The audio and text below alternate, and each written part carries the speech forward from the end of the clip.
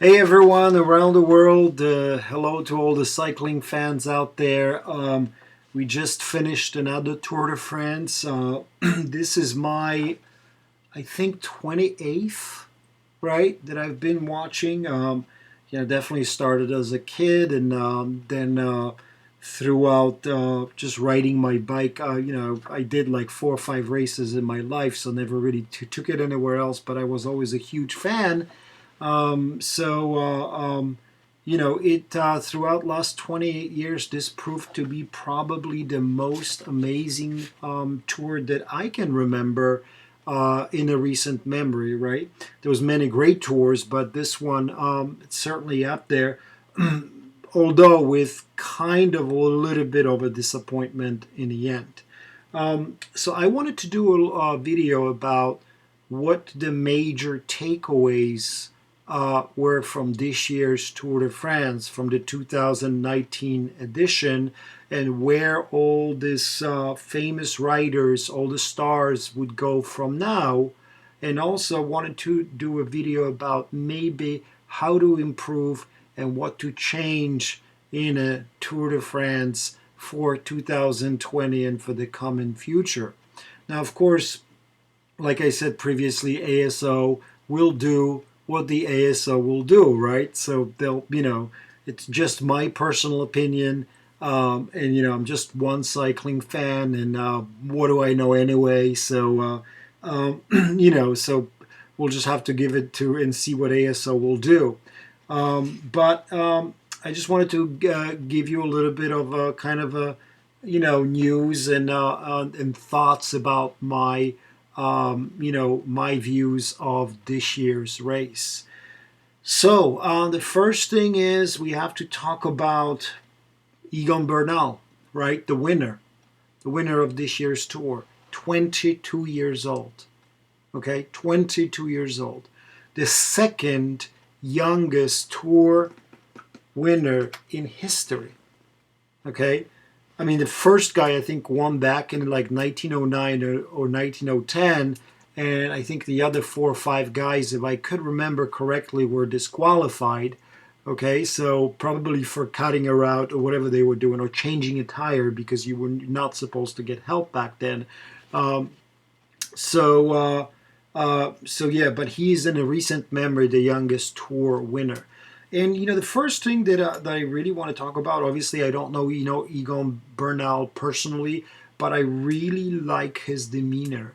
He is actually probably older for his age, and he just acts like a professional, and that's a huge, huge thing.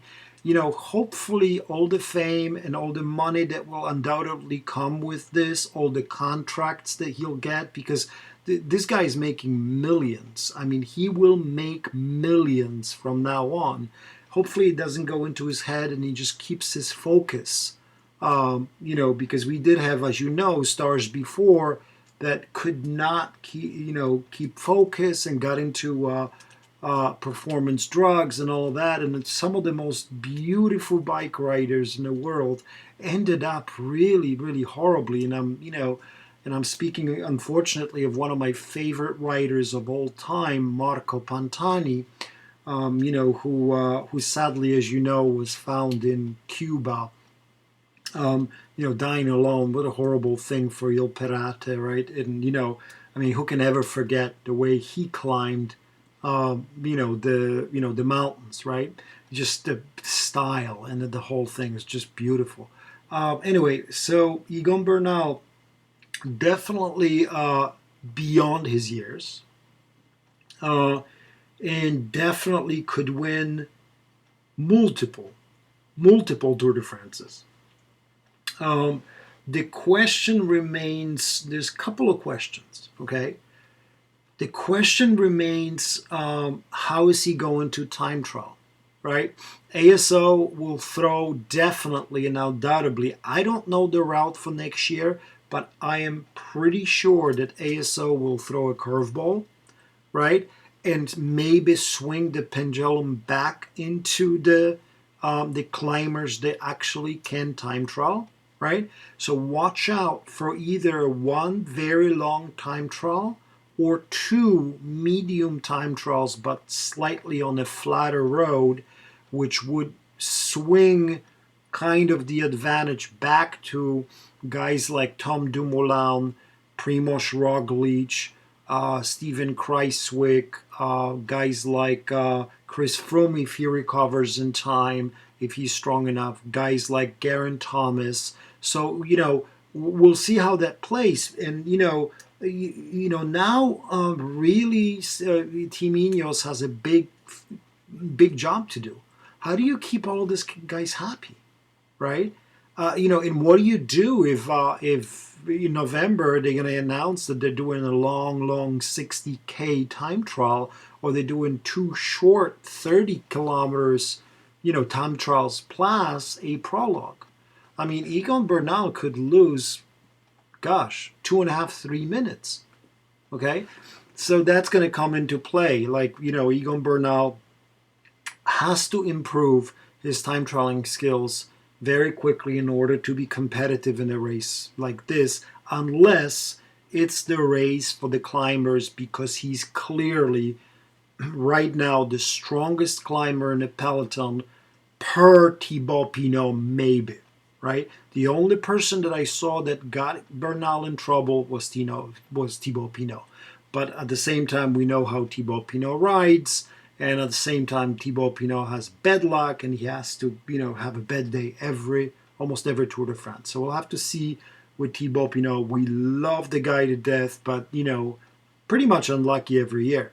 So we'll see what his plans are. So very impressed with Bernal. I think he can come of age a little bit further. I think he can improve his time trial a little bit more. The questions that I would put in front of him is, for the next year's Tour de France, whether he can learn how to time trial very quickly, right?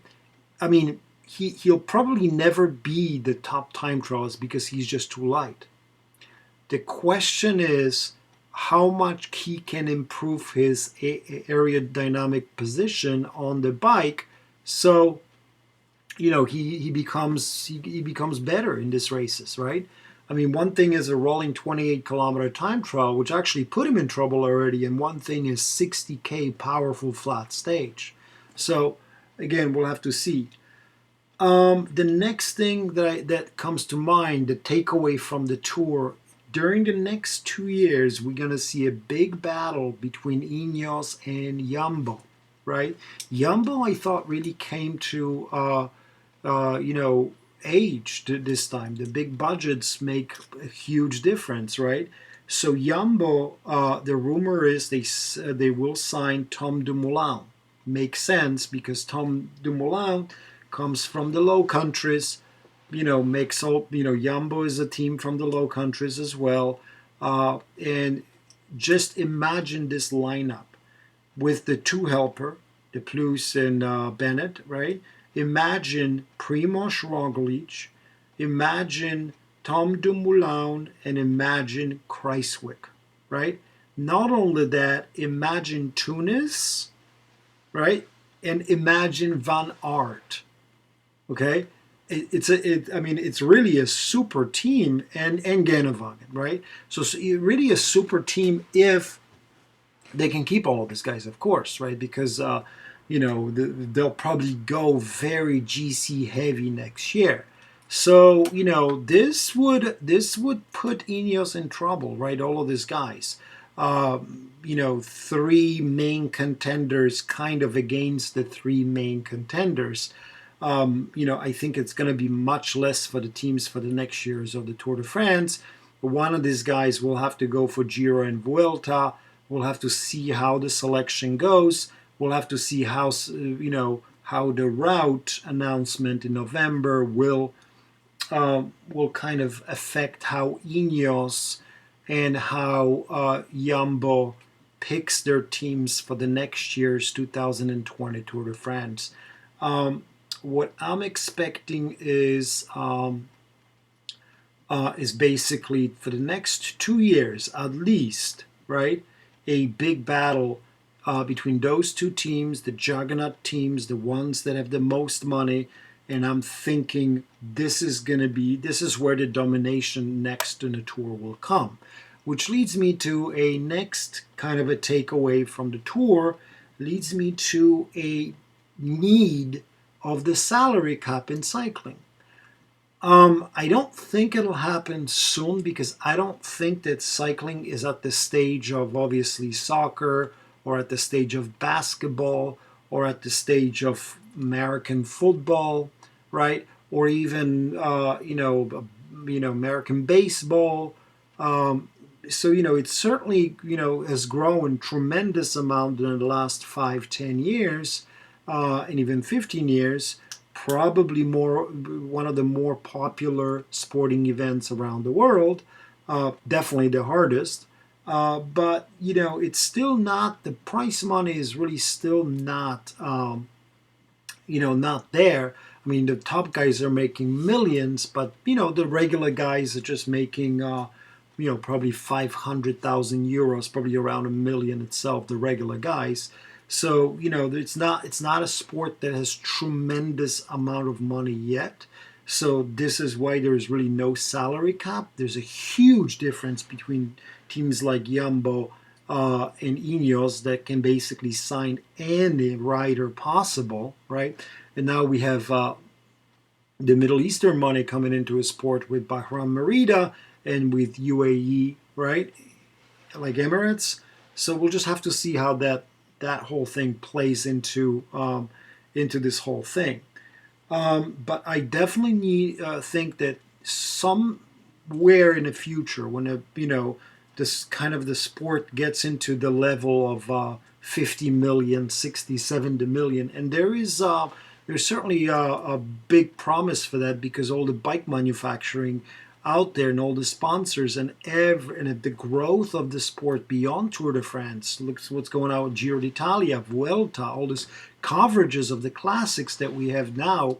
But at some point when this sport grows, I think when it just grows into like big time, mainstream sport, it already is, but more of in like a recreational type, right? It's a big sport.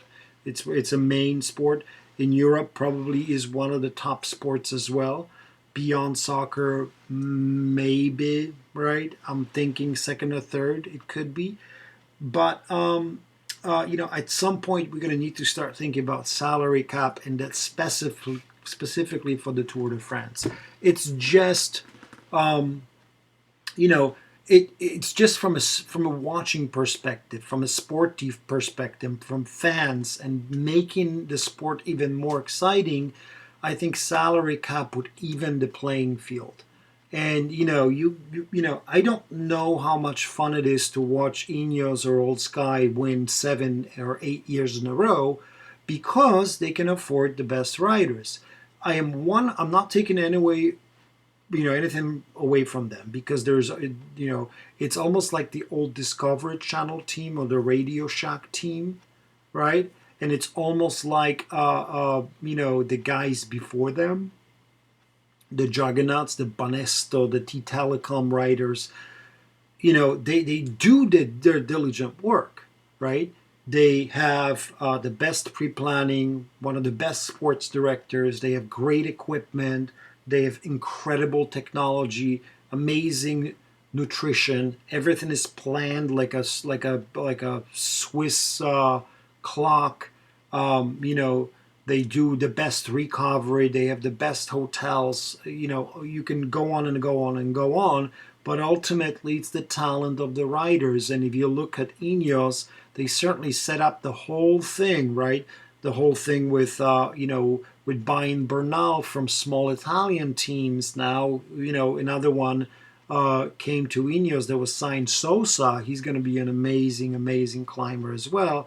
So definitely the sport is getting a little bit monopolized by a big teams that can buy everyone and, just win all the biggest races. And for a GC race, for one of the Grand Tours, that certainly has been an issue with the Tour de France, right? The question that I would pose, the most important takeaway probably from this tour is how do you make, even if it's exciting, how do you not only make it more exciting, but how do you even out the playing field, right? How do you even out the playing field when you take out Yumbo, and when you take out Ineos, and when you take out some other teams, right? 12 teams have not won a stage in this Tour de France. 12. Okay? 12, half of the teams. So how do you even out that playing field, right? Maybe by, there's been several suggestions, maybe by lowering the amount of teammates that each team can take to the Tour de France, right? Some people have suggested banning power meters. Some other people have suggested banning the radio communication, like personal communication between the team, right? Sounds ridiculous, but some people have done that. I think the biggest thing in the future, for the future of the sport, and kind of, for figuring this out, and how to take this sport into another level in terms of excitement, is limiting salary caps to even out the playing field for other teams to have a chance.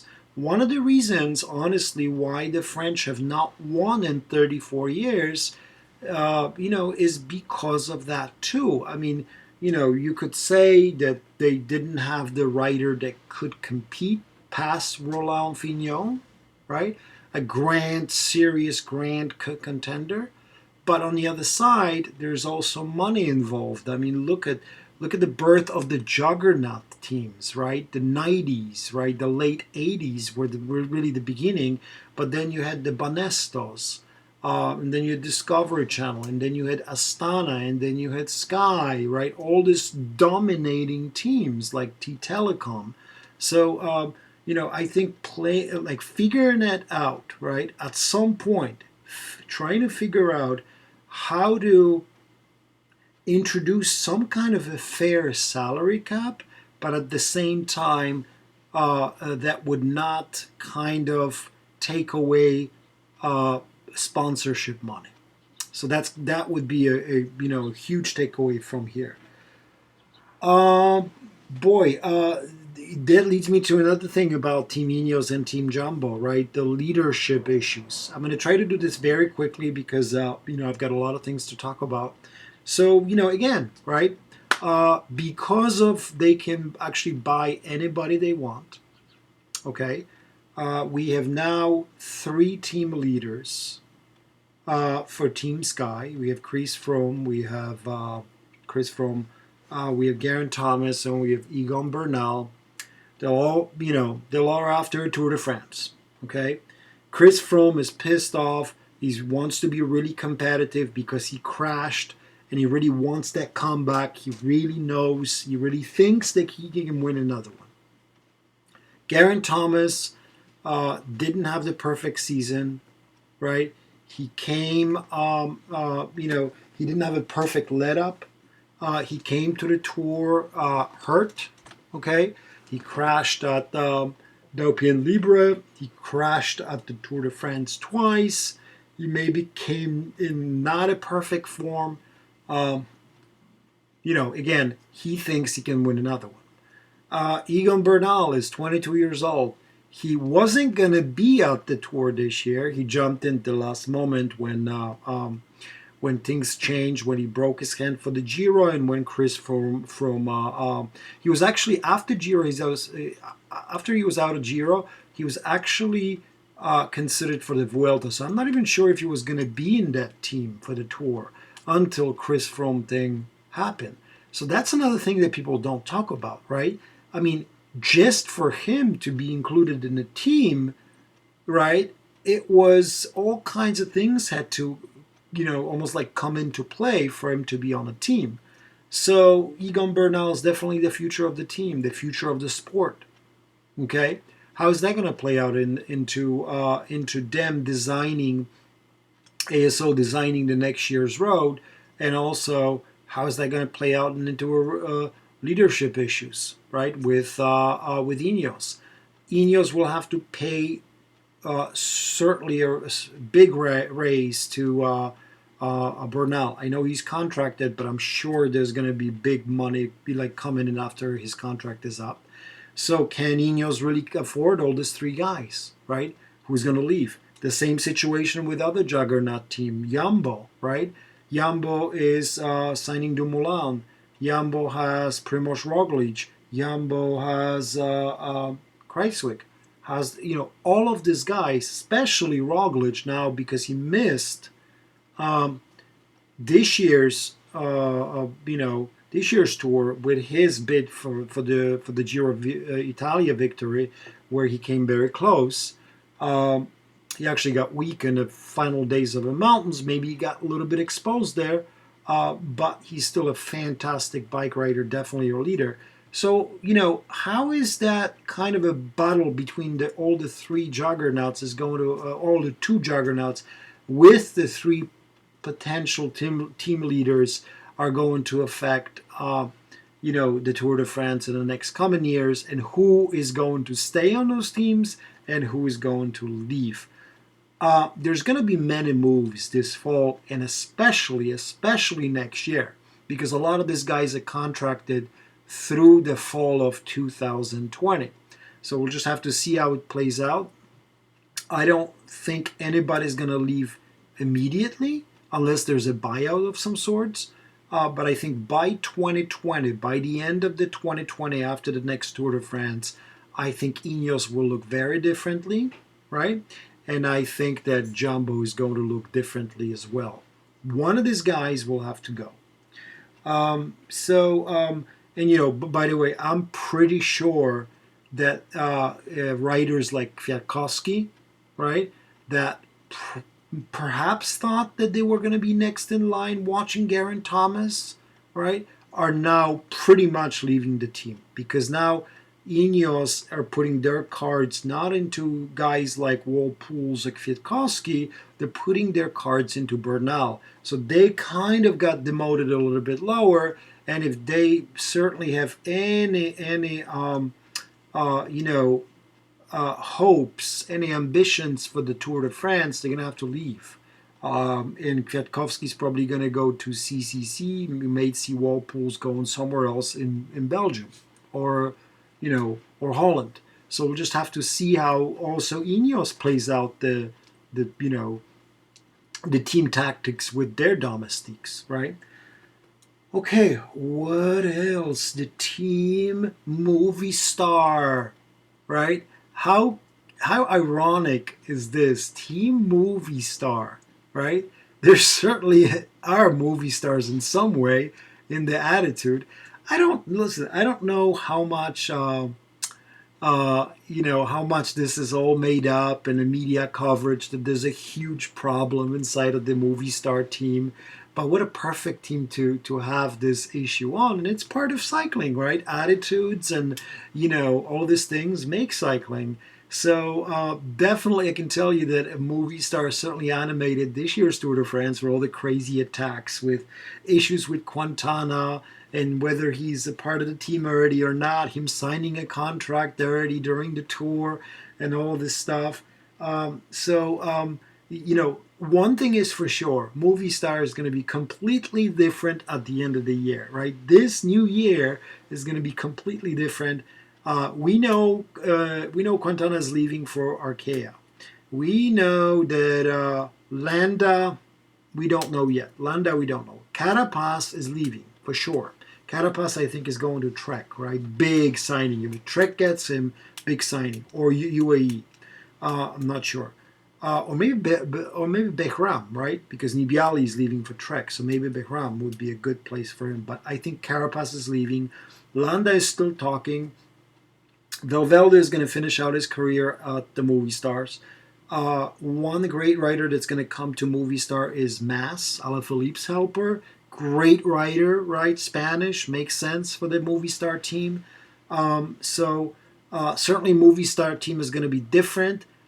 They have a serious contender in Landa. He just has to concentrate. He just cannot have more bad luck this year. Remember this, right? He finished sixth, right? Had Landa not lost those 2 minutes and 10 in mechanical during the echelon stage, he would have been fourth after doing the Giro, right? Bedlag in the Giro too. I think Landa needs to be a leader, and I think this is why he left Sky, right? Or Astana, yeah. So he needs to be a leader. They need to put their faith into him. He needs to be their future. A sole leader would be nice.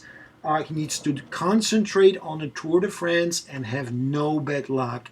And he is a top three contender. I don't think he's a winner contender, but I think he's a top three.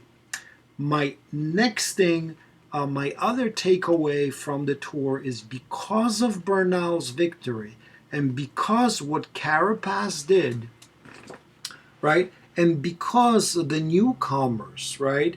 Like Sosa coming in now to Sky, and like many other newcomers, and the little team out of, I think it was a Colombian team that's competing right now, Postobon. And I think their success established by Cantana and by Uran and some of the earlier fantastic climbers that came through Colombia, from Colombia and other South American and Central American countries. I think it's time for a South American team to get a Pro Tour world license, or at least world license, right? I think it's time. It could be Colombian team. They got plenty of talent with Bentancur as well, with other riders. So I think it would be. I think they would do just really great in a Colombian team. I think it would add to a fan base too. I think the roads will be full of Colombian fans, which are crazy, and that's great. I'm not sure what the situation with money is. I think there's plenty of money in Colombia for a team to come out, like that. So we'll just have to see, right? It's all about sponsorship. It's all about money. But I foresee in the near future a team from Central America or Colombia to come out, or South America to come out and compete on the highest level in a tour. Okay, the next takeaway, of course, if you want to win the Tour, don't do the Giro, right? I think that's something that we've knew before from previous years with Christopher Froome, who actually came the closest.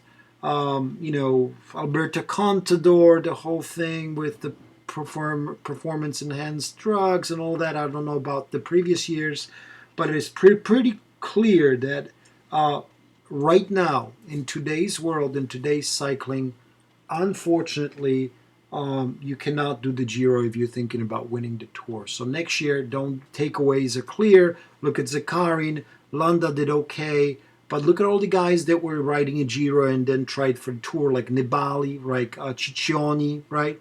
None of them really feature. Nibali, just true champion, won a stage. Ciccioni was competitive on one stage. Zakarin did nothing, right? So it's just not a good preparation to do a Giro, to try to be competitive in a GC and a Tour. It's just a different race, different thing. Too hard of a race.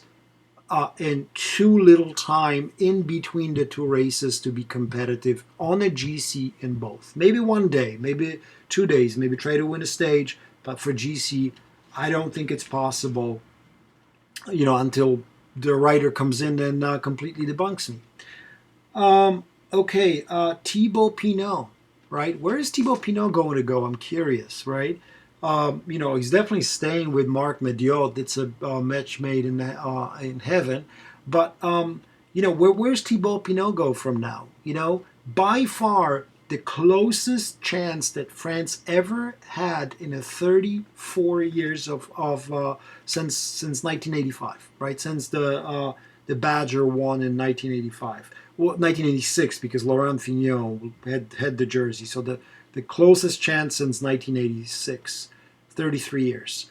I think he's the greatest chance. I think he just really has to be surrounded by a great team and nurtured as a leader.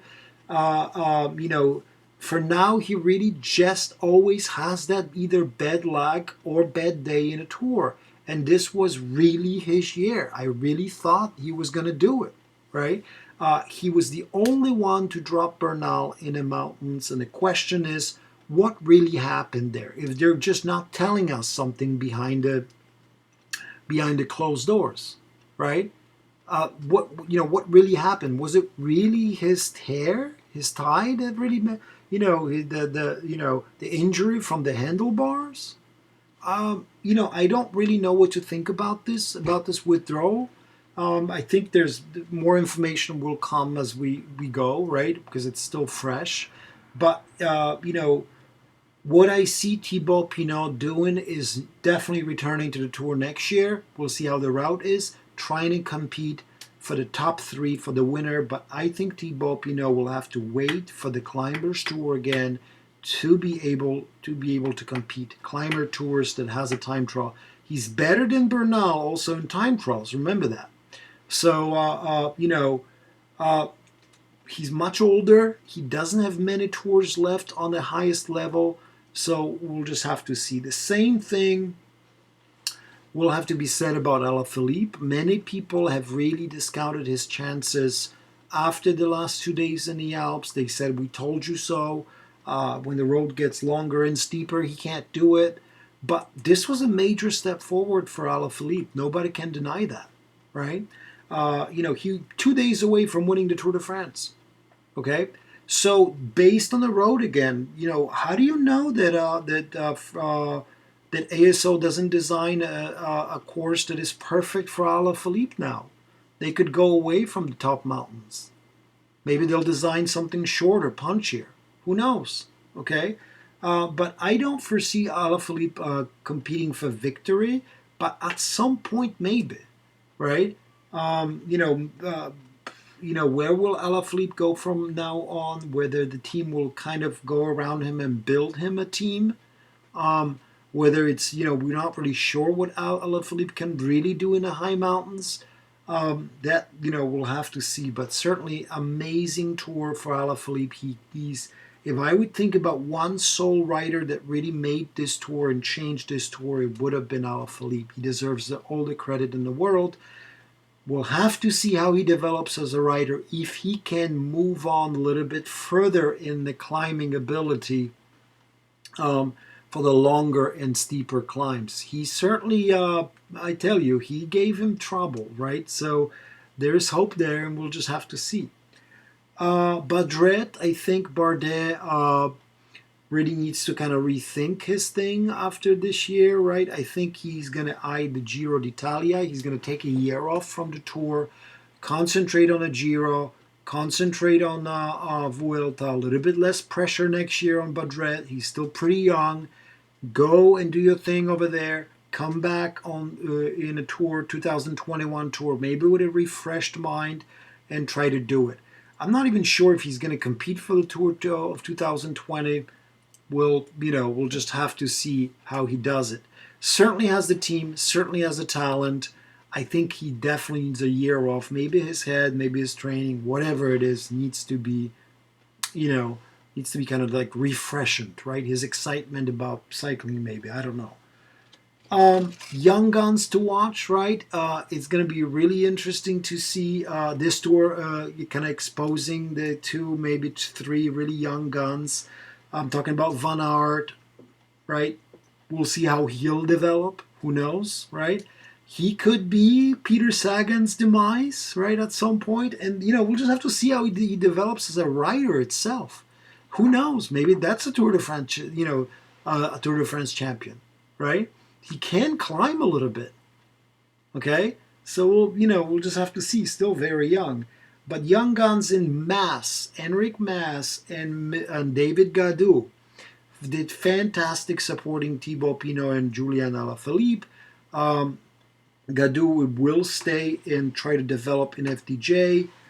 Mas is going to Spain, predictably. He's a Spanish rider, and we'll just have to see how they develop there. But really, this tour was kind of the emergence of these two young guns for the future. Okay, the next thing, real quick before I finish, I also want to do a little bit of how you could improve this tour, what kind of issue I saw this year with the tour, and kind of express things with the ASO. I'm just only one guy. ASO again will do what they do. It's just my personal opinion, but here are the things how to maybe improve the tour a little bit more. Okay, so I would say the first thing that I would consider, okay, um, first thing that I would consider would be a ASO has to really think through their weather protocol. I think what happened this year was almost in a way unforgivable. It's not about the landslides. It's not about ice. It's not about hail. It's not about thunderstorm. It's not about anything else, right? When anybody who looked at a stage 19, anyone, not a cycling fan, everybody, right, looking at this road, you knew that it was unpassable. Okay? So, that's not an issue. Stage 19 is not an issue, although it was horrible, right? And I had issues with how they took gaps because they took gaps on the top instead of taking gaps on the bottom in Arborville, right? Which would have affected and changed the race. They've already went over the top. And it would actually slightly animate the race a little bit further if they would actually tell the riders 5K from the finish, this is what we're doing. You're going over the top. We're going to take the time on the bottom of the descent. It would have been awesome, right? Because everybody would be just going flying down that road, and it was not wet, right? Maybe it was a little bit wet at the valley, but even that doesn't really bother me. Stage 20, what happened on stage 20 really bothers me, right? And the reason why it bothers me is because they just said screw to everybody else.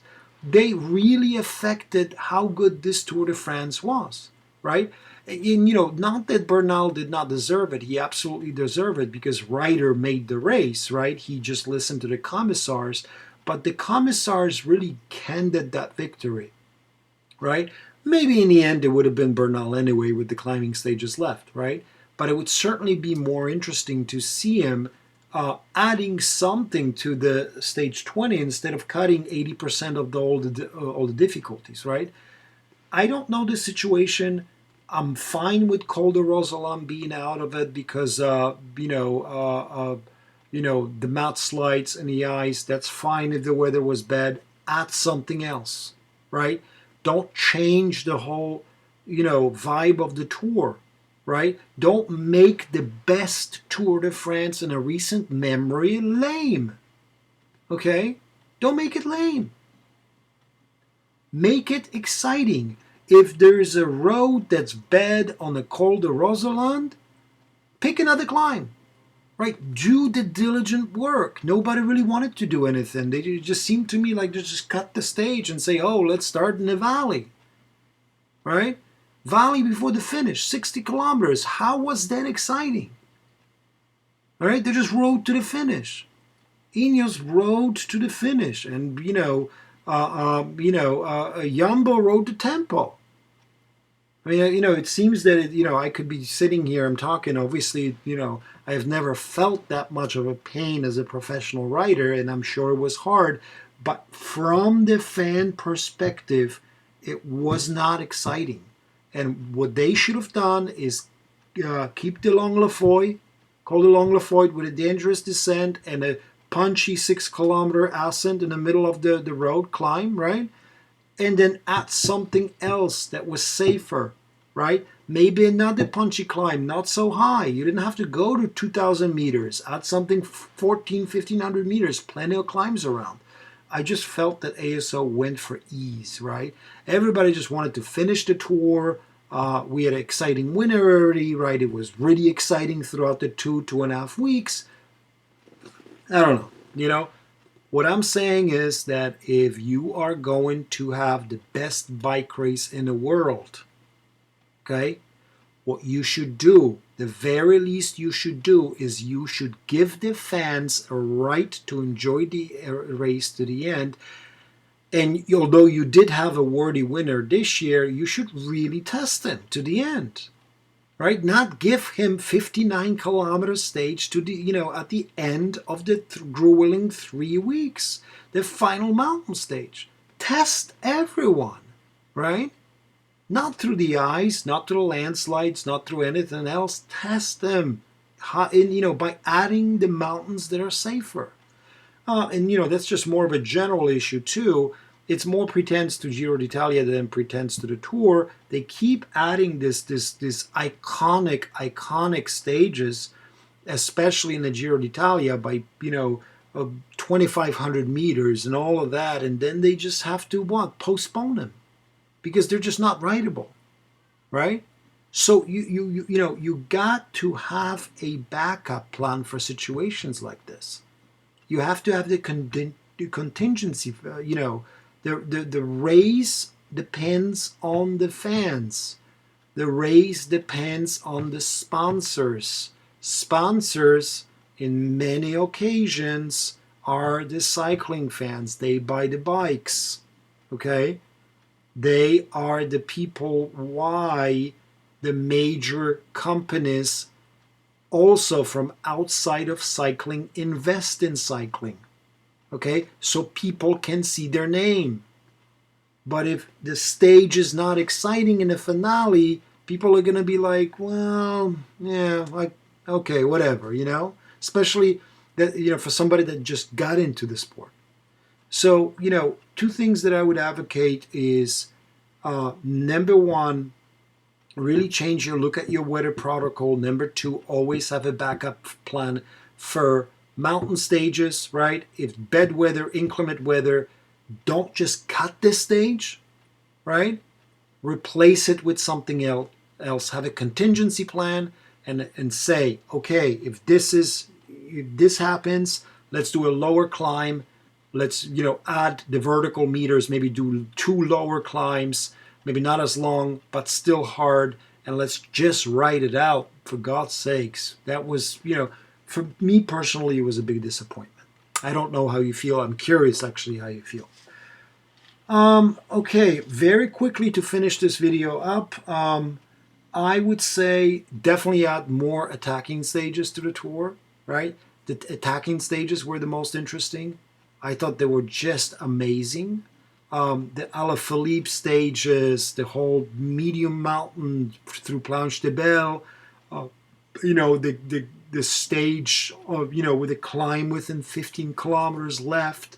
So definitely animate the stages. In terms of the stages, make the sprinter stages shorter, right? Nobody needs to be there for 240, 250 kilometers watching people ride. Of course, it's my choice, right? But I'm thinking just only in terms of the fans, how to animate the race a little bit more, right? So instead of riding 230, 240 kilometers on a flat transitional stage, animate it a little bit more or not, or cut it, right? This could be a stage where they ride for 150 kilometers or 130 kilometers. And then we have a proper stage finish and everybody's happy, right? I would also say, in terms of, bonus sprints like they did this year, that was actually really good. I'm for it. I think they should keep it.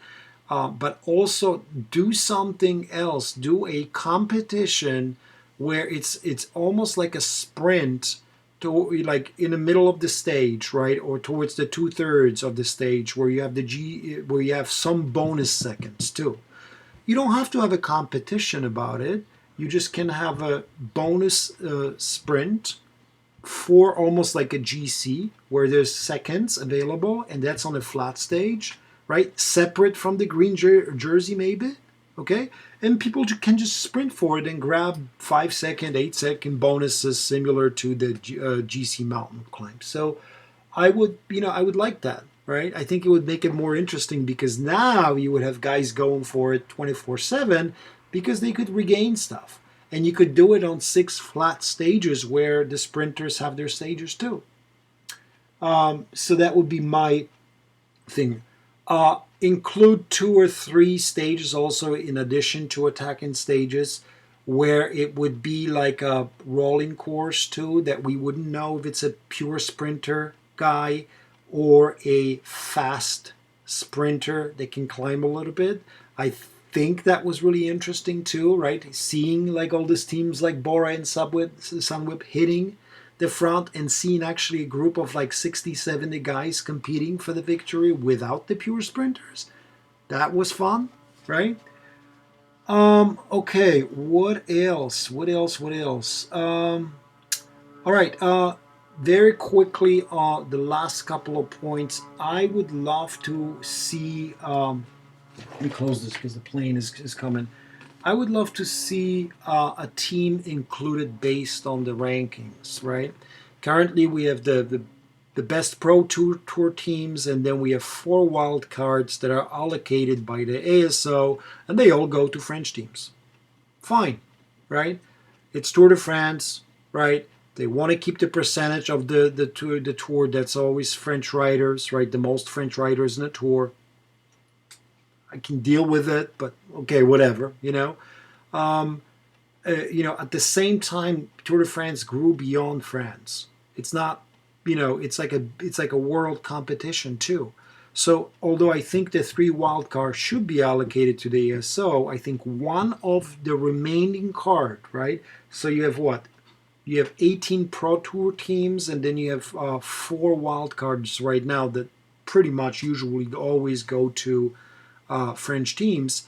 By rankings, make one of one. 3 can go to the French teams, I don't care, right? But have one wild card be based on rankings from the professional circuit.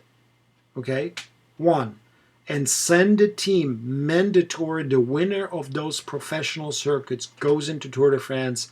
Look at all of these Italian teams, the little Italian teams. That just I love how they ride, and always competitive in a tour. Look at the Spanish teams, right? They're always out there. So it just would be really interesting to get a top ranking professional team competing in a tour and see what they can do. Right? I'd like that.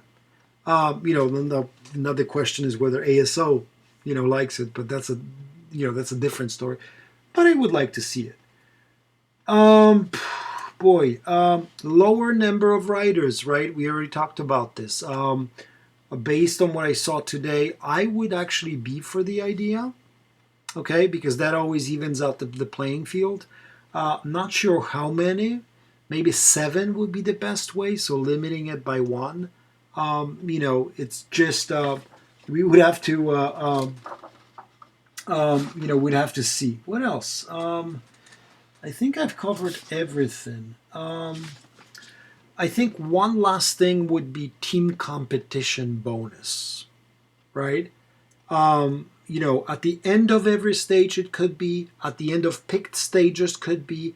Right now, I think team competition is kind of weird, right?